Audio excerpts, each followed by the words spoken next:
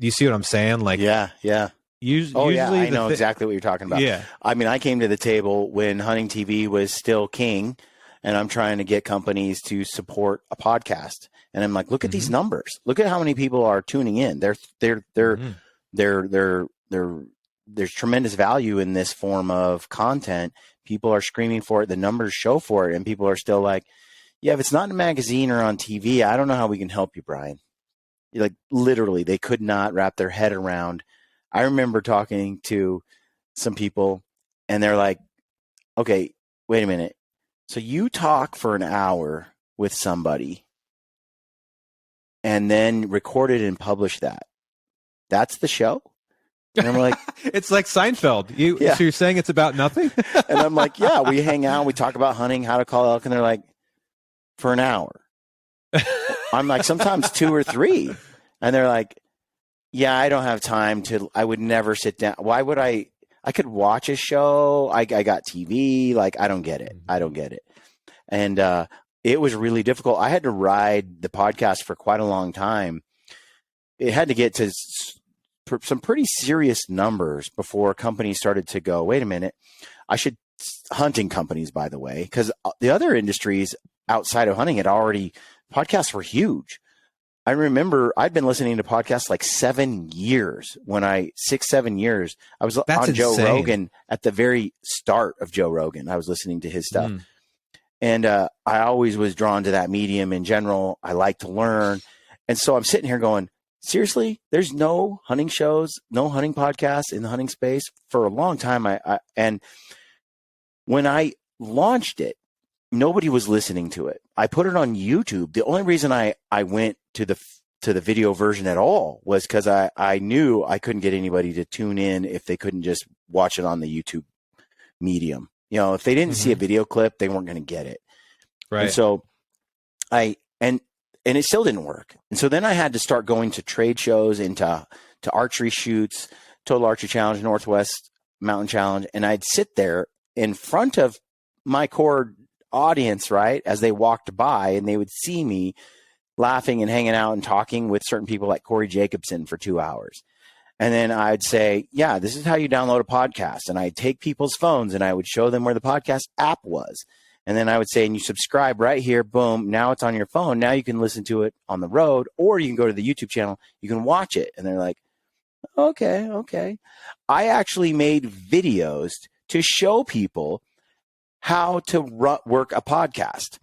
I had a whole video on how to go into podcast settings in your phone. You already have an app for it. You do this, you do that to get the podcast app. And because the whole industry didn't know what a podcast was, it seemed like. Right. And then when everyone else had been doing it for years in the fitness community, you know, pick a space. They were already doing it a long time ago. Right. And so it was a slow, innovative. They were slow to pick that up.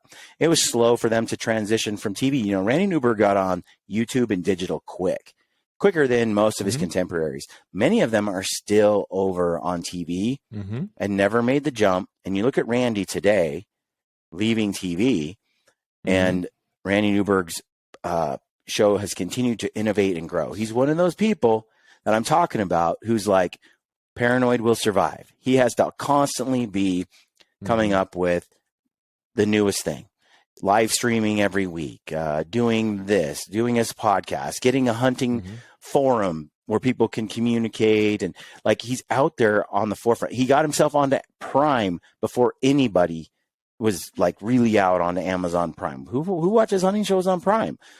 Well, if you're Randy Newberg, you got there quick. And all of those moves are innovative. I'm impressed with Newberg.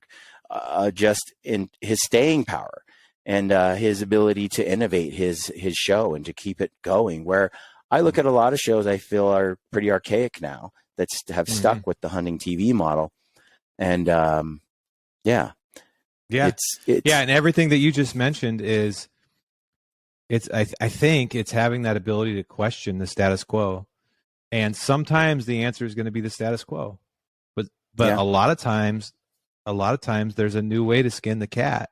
And I remember the conversation. Well, I for sure remember you and I's conversations, and I remember the ATA show that you had that you were podcasting out of the little Mountain Ops booth. Like I remember that like it was yesterday. I played my guitar on it. Yeah. It's pretty sweet. Yeah, it was That awesome. was fun, dude. It was so fun. Dude, that was so fun. I also remember when Randy, because at the time we sponsored him at Sitka. Well, they still do, but I was in charge of that.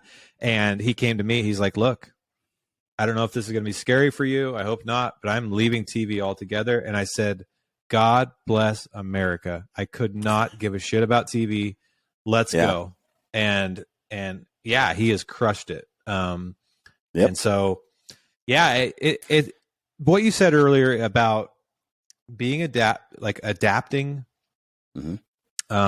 God, that is such a true statement. And I believe that because we're hunters, we've been trained to do that. But a lot of people don't have that naturally. Maybe they didn't have a great example growing up with their parents or their mentors, or, you know, they seek the comfort zone. They seek the answer that everybody approves of. And, you know, as opposed to treating life more like science, which is always testing the hypothesis and questioning things. But I think if you don't do that in the mountains, have the ability to adapt and problem solve and change directions, you're not going to be that successful for very long, because over the course of time, spots change, habitat changes, animals change, more people come in, more people go out. Like, you have to be constantly, and it feels like a slog, because just when you think you figure something out, now you got to completely start over,